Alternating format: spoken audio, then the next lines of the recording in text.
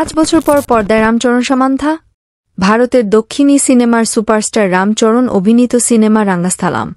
এতে প্রথমবার তার সঙ্গে জুটি বেঁধে অভিনয় করেন জনপ্রিয় অভিনেত্রী সামান্থা রুথ প্রভু।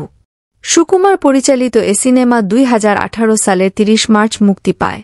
রাঙ্গাস্থলাম মুক্তির পর দারুণ প্রশংসা কুড়ান সামান্থা রামচরণ। কিন্তু এরপর আর কোনো সিনেমায় একসঙ্গে দেখা যায়নি তাদের। দীর্ঘ 5 বছর পর ফের রূপালী পর্দায় জুটি বেঁধে ফিরছেন বলে গুঞ্জন উঠছে। ভারতীয় গণমাধ্যম পিঙ্কভিলার তথ্য অনুসারে রামচরণকে নিয়ে পরিচালক বুচি বাবু সানা একটি সিনেমা নির্মাণ করতে যাচ্ছেন। আপাতত সিনেমাটির নাম রাখা হয়েছে RC-16। ঘোষণার পর থেকেই সিনেমাটি আলোচনায় রয়েছে। সর্বশেষ গুঞ্জন অনুসারে সিনেমাটিতে সামান্থা রুথ প্রভু একটি গুরুত্বপূর্ণ চরিত্রে অভিনয় করবেন। তবে এ বিষয়ে এখনও আনুষ্ঠানিক ঘোষণা আসেনি।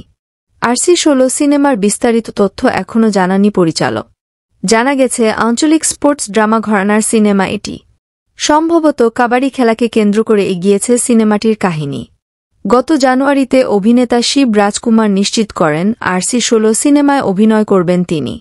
সঙ্গীতায়োজন করবেন AR রহমান। সামান্থা রুথ প্রভু অভিনীত সর্বশেষ মুক্তিপ্রাপ্ত সিনেমা কুশি। গত বছরের 1 সেপ্টেম্বর মুক্তি পায় এটি।